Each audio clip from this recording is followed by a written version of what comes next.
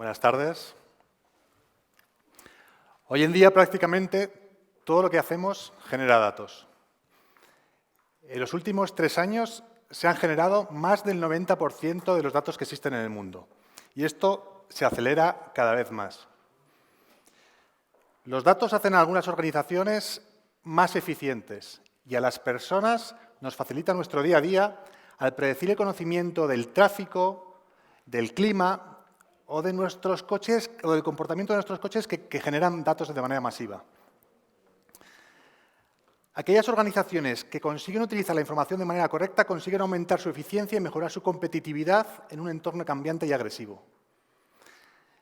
Tal cantidad de datos nos da vértigo y utilizar la información nos preocupa en los temas de seguridad y la protección de la información.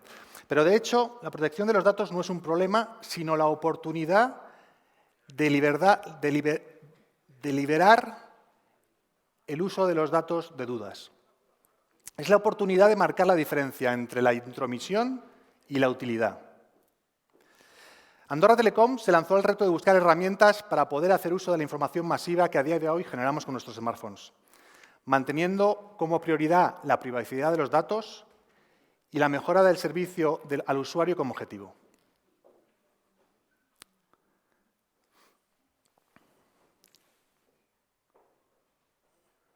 No sé si, porque creo que... Vale. Debería pasarse aquí la presentación, pero veo que no sigue. Bueno, yo continúo, a ver si ahora mostramos una serie de datos. Hace 4 años, desde Andorra Telecom, se fomentó un proyecto para conocer a nuestros turistas. Intentar saber, con la información de la que disponíamos internamente, cómo es el turista que viene a Andorra. El objetivo final no era otro que tener una foto lo más acertada posible de nuestros usuarios para poder ofrecerles una buena experiencia a nivel de telecomunicaciones, para poder dar a los usuarios una experiencia lo más ajustada posible a sus necesidades. Por ello, diseñamos un modelo para almacenar todo el conocimiento que teníamos sobre el turista y poder segmentarlos. A este modelo lo llamamos el modelo de los 7 ejes. Y era un modelo teórico. Lo diseñamos, era un modelo teórico del cual en principio no sabíamos cuánta información podíamos disponer. No teníamos claro qué información podíamos obtener para dar sentido a los 7 ejes. Los 7 ejes que deberían aparecer en pantalla son temporalidad. Temporalidad nos determina cuándo viene al país el turista, en qué época del año, en qué parte de la semana, si son fines de semana o si vienen días laborables. Frecuencia nos determina cuánto viene. ¿Cuántas veces viene al país? ¿Había venido previamente? ¿Viene todos los años? El eje de acción identifica qué hace con los servicios de Andorra Telecom. ¿Había venido previamente? ¿Y qué hacía previamente con esos datos? Procedencia. Procedencia responde a la pregunta ¿de dónde viene? ¿Cuál es su nacionalidad o su lugar de residencia? Localización nos da información de por dónde se mueve el turista. Y no solo por dónde se mueve, sino con quién se mueve el turista, dónde se aloja, dónde realiza sus actividades de ocio. El nivel socioeconómico nos aporta información del potencial del gasto del visitante. Y gustos y preferencias nos explica qué es lo que quiere, qué le gusta o qué desea el turista. Y ahora paso a explicar cada uno de los ejes, y aquí sí que necesitaría quizá una imagen. Vamos a esperar un poco, porque así que aquí lo interesante es ver los datos. Y aquí lo que vamos a enseñar son los datos desde el 1 de noviembre del 2018 hasta el 28 de febrero del 2022, del número de turistas, de la cantidad de teléfonos móviles que había en el país cada día de todos estos años, comparado con el número o la cantidad de teléfonos móviles que había de residentes. Ahí está, fantástico. Pues lo que decía, la temporalidad nos permite conocer cuándo vienen los turistas y cuáles son los picos de máxima afluencia. Y esta información no es novedosa, porque todos los que residimos en Andorra más o menos sabemos cuáles son los picos e intentamos en esas fechas irnos de Andorra. Pero es cierto que nos permite ver variaciones que a simple vista no podemos ver. Los datos de este gráfico, en azul número de teléfonos móviles que estaban en Andorra cada día desde el 1 de noviembre del 18 hasta el 28 de febrero de este año. Y en verde tenemos un dato que es estable, que son el número de teléfonos móviles de residentes en Andorra. Un dato que nos puede llamar la atención ya es que hay muchas veces que hay más turistas que residentes. Otra cosa que destaca a primera vista son las épocas de confinamiento. Las caídas que vemos de los datos azules son épocas de confinamiento debido al COVID-19, donde no había turismo. Y por otro lado vemos que el número de visitantes no se ha recuperado respecto a los años 2018-2019 y en cambio se observa que estamos en proceso de recuperación y que incluso en el final de año del 21, es decir, esto que acabamos de pasar hace poco, ya los visitantes han vuelto a superar a los residentes. Sabemos que uno de los picos más importantes del año se produce en el puente de principios de diciembre, una semana que es festivo hay dos festivos en España, la Constitución y la Purísima. Y en la época prepandemia, el número de visitantes superaba el número de nacionales que permanecían en el país. En el 2021 todavía no se ha recuperado ese patrón. El fin de año es el momento pico en el que más turistas hay. Todavía no hemos recuperado las cifras prepandemia, pero es cierto que hubo épocas en que superábamos los 80.000 turistas. Y el turismo de verano tiene su pico la semana del 15 de agosto.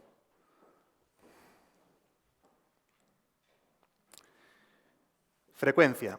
Otro eje es la frecuencia. La frecuencia es aquel eje que, aunque parezca similar a la temporalidad, tiene otro interés totalmente distinto. Diferencia entre aquellos que tienen Andorra como un destino frecuente o recurrente de aquellos que lo visitan ocasionalmente. Dato muy importante para determinar cuán fidelizado está el turista. Las necesidades de un turista frecuente son totalmente distintas a aquellas del que viene por primera vez. O vino a esquiar hace 4 años y tiene un conocimiento escaso de los servicios de ocio y de lo que puede disfrutar en el país.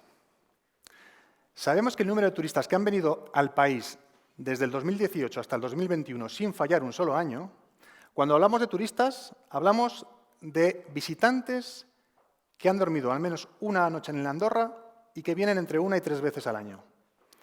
No hablamos de excursionistas que entran y salen el mismo día y no hablamos de trabajadores fronterizos ni de gente que quizá viene muy regularmente a Andorra. Los datos, por ejemplo, nos muestran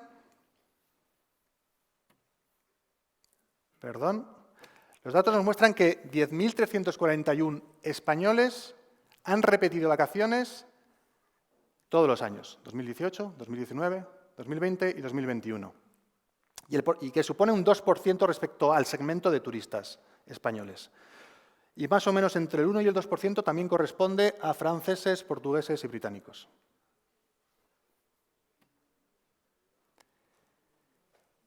Tanto la temporalidad como frecuencia nos determina la tipología de visitante. Si son excursionistas, si son turistas, si son visitantes habituales o si son trabajadores que viven fuera del país. Para los turistas podemos conocer quién son aquellos que hacen estancias largas en el país o son visitantes de fin de semana en temporada de esquí. Por ejemplo, con estos datos sabemos que el porcentaje de excursionistas de todos los visitantes del año 2021 son el 46% y el de turistas el 44%. Y que el 10% restante son, visitantes habituales o trabajadores. Acción. Acción es otro eje, y aquí lo único que... Si veo el cursor, me falla el cursor aquí. A ver si funciona. Ahí está. Vamos a pararlo. Y os explico. Acción.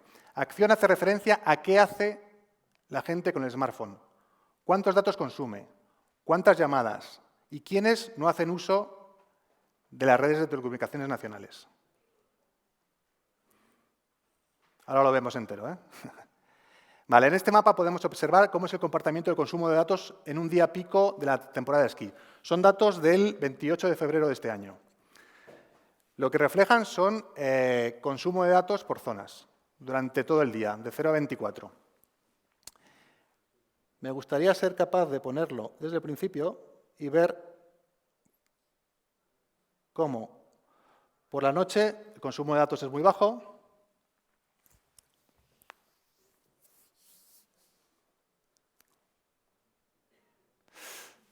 Nos despertamos,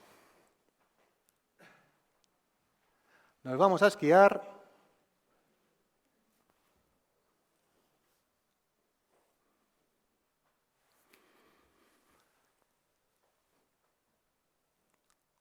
se acaba el día de esquí, recogemos y se acaba el día. La verdad que los días de vacaciones pasan muy rápido. Procedencia. Uno de los hechos diferenciales del comportamiento del turista es su origen geográfico. Podríamos llegar a ajustar la procedencia a nivel región o incluso ciudad de residencia si utilizásemos algún modelo de inteligencia artificial basado en la frecuencia o el tipo de consumo, pero la variable nacionalidad ya tiene per se un gran poder discriminatorio. Es fácil adivinar que las nacionalidades que más nos visitan son la española y la francesa, pero podemos evaluar cuál es el comportamiento según nacionalidad.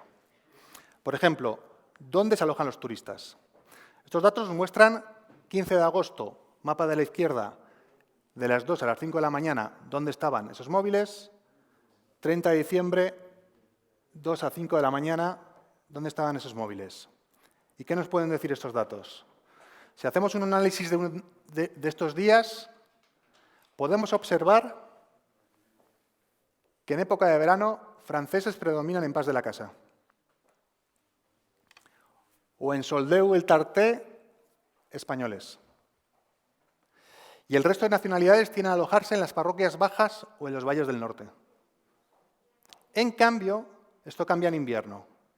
Y la temporada de esquí modifica las preferencias y españoles predominan en parroquias bajas, franceses en el pueblo de Encamp y en las zonas altas de Ordino, mientras que el resto de nacionalidades, a diferencia del verano, se alojan en el Soldeu y el Tarté, así como en Arinsal.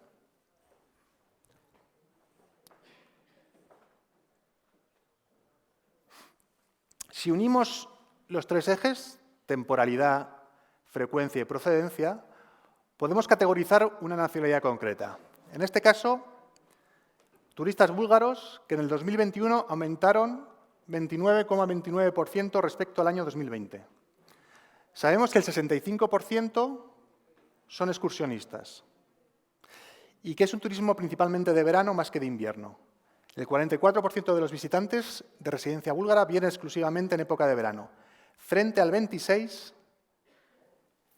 que vienen exclusivamente en época de invierno.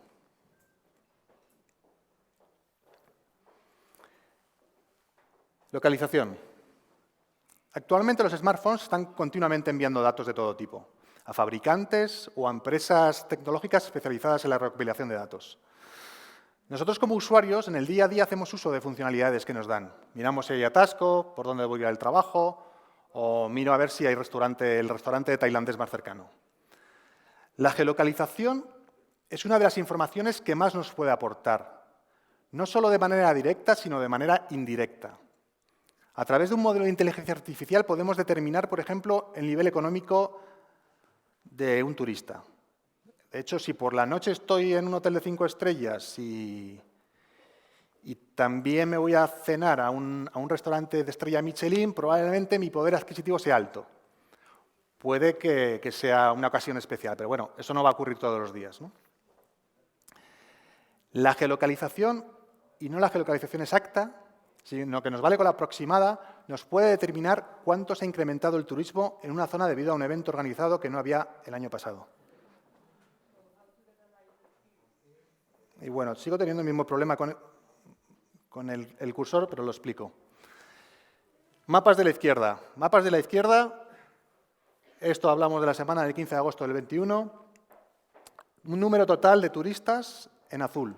Cuanto más azul, más turistas, arriba por parroquia, abajo por zona. Mapas de la derecha es el crecimiento respecto a la misma semana del año 2020. En verde, crecimiento, en rojo, decrecimiento.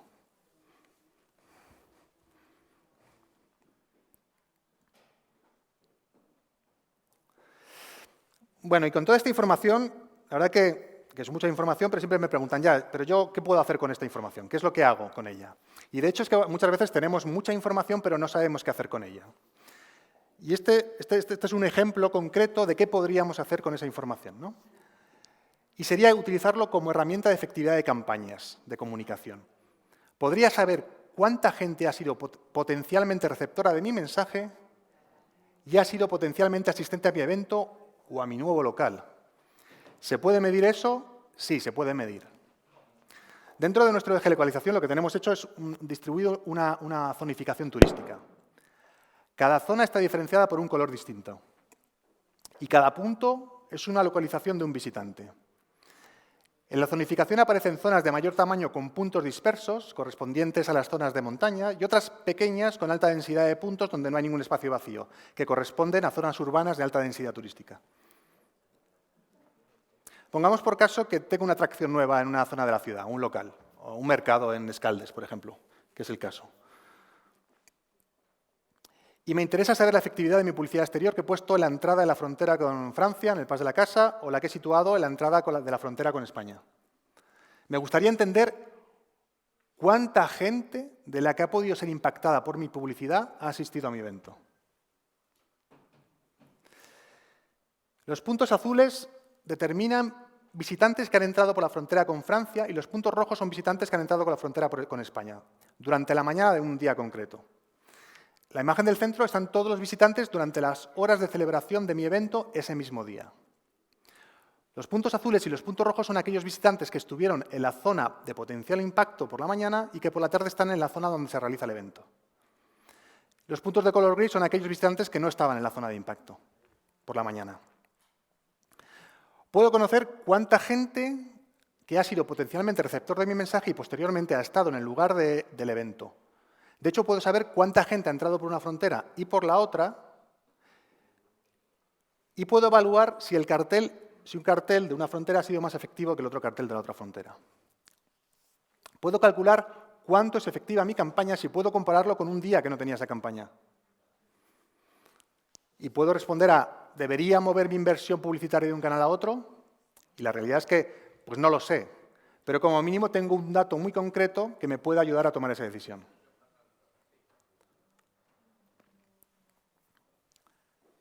Poder adquisitivo. Un eje con gran interés a la hora de segmentar es el poder adquisitivo de los visitantes. Obtener datos para este eje con la información actual de la que disponemos no es factible de manera directa, pero indirectamente hay formas de obtenerlo. Utilizando modelos probabilísticos en los que tengamos variables como las que hemos tratado antes, dónde duermes, dónde comes, dónde te diviertes, o, por ejemplo, la marca y el modelo del teléfono móvil que tienes, podemos detectar lo que aparece en este gráfico, que es los puntos rojos determinan grupos de móviles de más de 800 euros. Los puntos azules determinan grupos de móviles de menos de 200 euros. Esto es una noche de diciembre del año pasado y vemos que hay dos zonas que se concentran un turismo que tienen móviles de alta gama.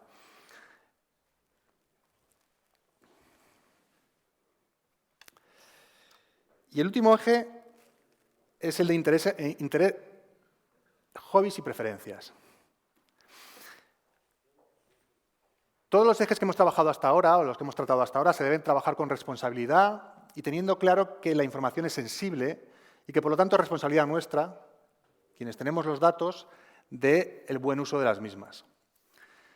Y también, como usuarios, tenemos que ser conscientes de cómo utilizamos esa información o a quién se la estamos dando.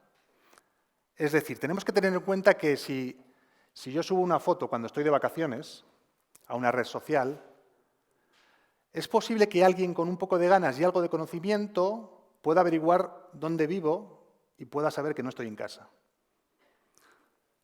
Antes, el truco cuando no querías que supiesen que estabas de vacaciones era dejar alguna luz encendida. Ahora que el truco está en no subir las fotos de vacaciones hasta que vuelves a casa.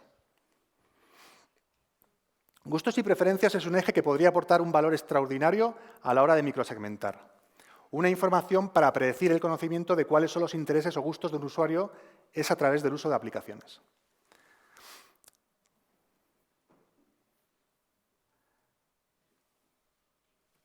Perdón.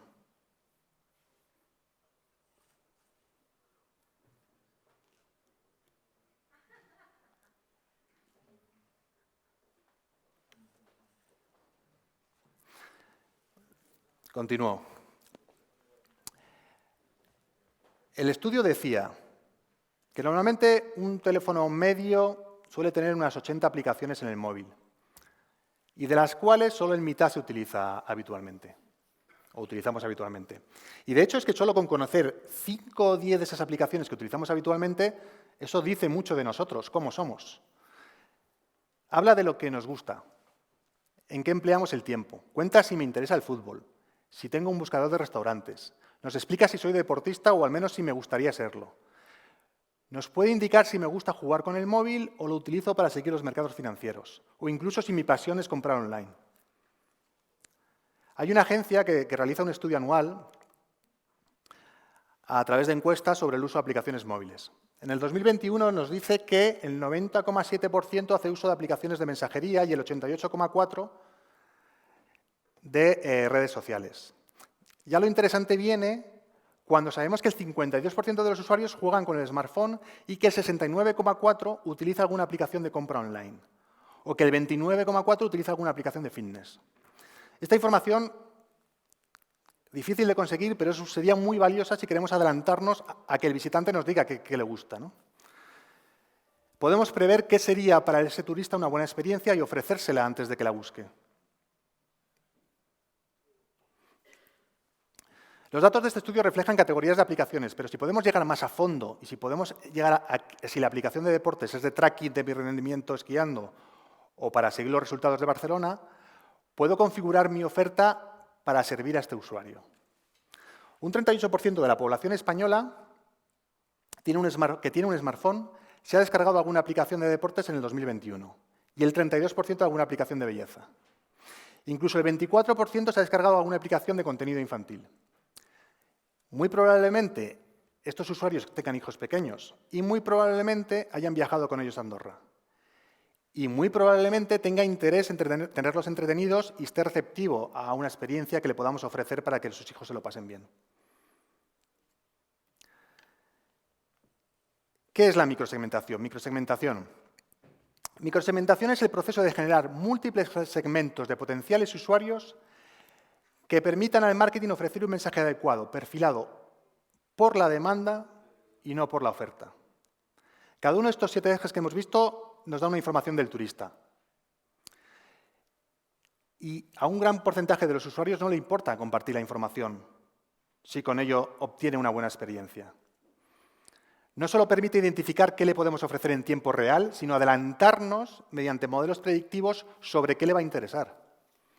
Por un lado puede haber turistas frecuentes de los que tengamos histórico y por otro podemos encontrarnos que no conocemos a alguien que acaba de pasar por la frontera. ¿Nada? Bueno, algo sí.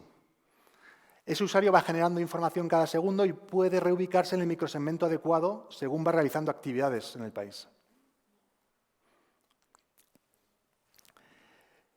El objetivo de la inteligencia turística, la toma de decisiones basada en datos, es la capacidad de concentrarnos en aquello que aporta valor no solo al turista, sino también al entorno donde vivimos. Nos permite acertar con lo que el visitante busca, nos permite mejorar su experiencia. Encontrar usuarios para una oferta que no está cubierta y en un tiempo reducido. Concentrar las promociones a un grupo reducido de alta probabilidad de interés y, por lo tanto, reducir el gasto o distribuirlo de una manera más eficaz. Y nos permite orientarnos a lo que diría que es el camino adecuado, orientarnos a un turismo más sostenible y a la sostenibilidad del turismo. Y muchas gracias por la atención.